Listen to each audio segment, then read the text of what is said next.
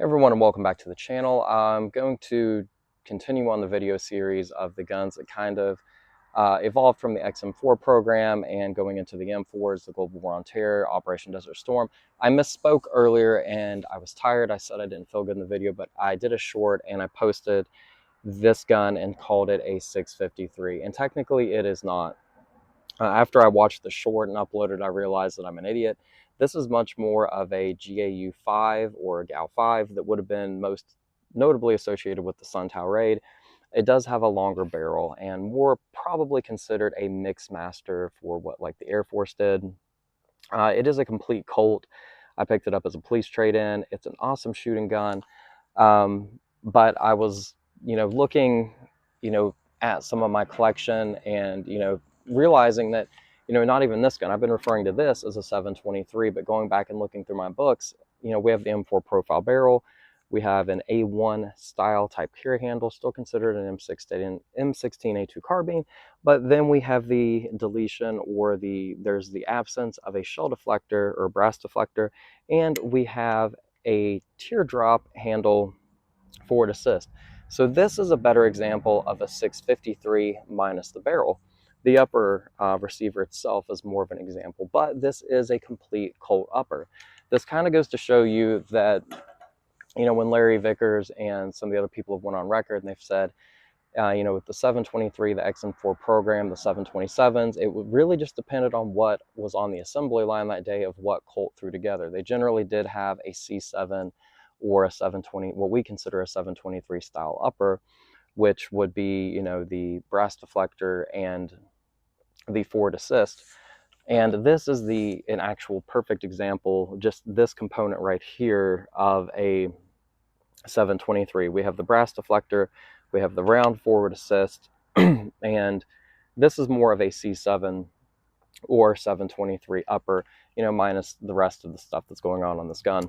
This is an extremely fun pistol to shoot. And if you guys were wondering what happened to the ACOG and what gun I decided to put it on, out of all the ones I have, this one, because this thing is an extraordinarily good time to shoot. Kind of moving on and looking at just random guns during the Xm4. And we're talking about like every gun that you're looking at here on the table, minus the mud at the end of the table here, would have been in use up until 1998, even after the adoption of the M4.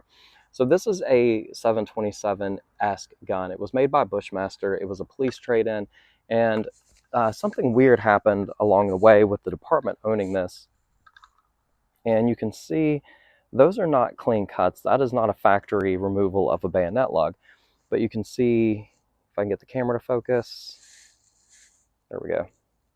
You can see the marring and the scraping that happened here on the barrel. So, this is kind of a good example of a commando style-esque gun, but I don't really know what would have happened in the lifetime of this gun. This is one of the earlier Bushmaster police trade-ins I picked up, and it was, even according to Bushmaster catalogs, they were offered to police in this configuration. However, I don't really know any of the other provenance about it.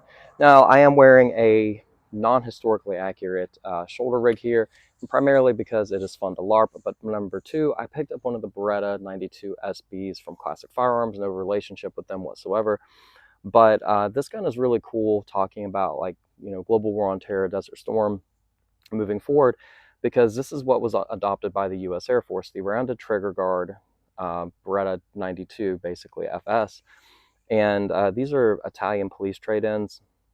And the U.S. Air Force used the M7 or M9 black leather shoulder holsters for them. I don't have one of those, but I have this kind of weird, maybe what-if type holster.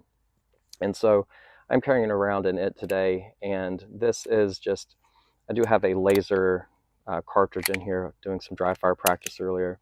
But this is just a really cool example of a different variant of the M9, which really wouldn't even be considered an M9. But anyway, just kind of a cool variant of something that was used by the U.S. military that is, no longer in service. The M17 and M18s have now replaced the Beretta. That is really it for this video. I wanted to correct my mistakes and kind of just go over the differences between the uppers. And there are several other small, minute differences. One last thing since I'm wearing it. The Blackhawk thigh rig, these would have been very prominent. Here is an Eagle Industries drop leg that is meant strictly for the M9 or any double stack firearm. Primarily, they were made for the M9s. This one here is an Older's 90 military surplus Blackhawk. Blackhawk did supply, they did have military contracts back in the 80s and 90s, and this is made strictly for the 1911. This is my Kimber SWAT 1911. But anyway, point is you know, the Black Ops video game. I think you're going to see a lot of these, and if you go back and look at pictures of DevGru, Delta, SWAT, you see a lot of black drop leg style holsters, and a lot of those probably were a combination of LBT, Blackhawk, and then later on Eagle Industries. So some cool stuff there, and there are some of these historical facts based on all the discrepancies that I do get wrong. I know for the most part I'm pretty right. I hate spreading misinformation. If I do, I will go back and correct myself. But thank you for watching. Get out there, throw on some random ass gear that you have laying around that you haven't used for a while. Go out, live, laugh, LARP. I can't believe I just said that on camera. Have some fun. Awkward staring at the camera now, and hope you guys had a great weekend.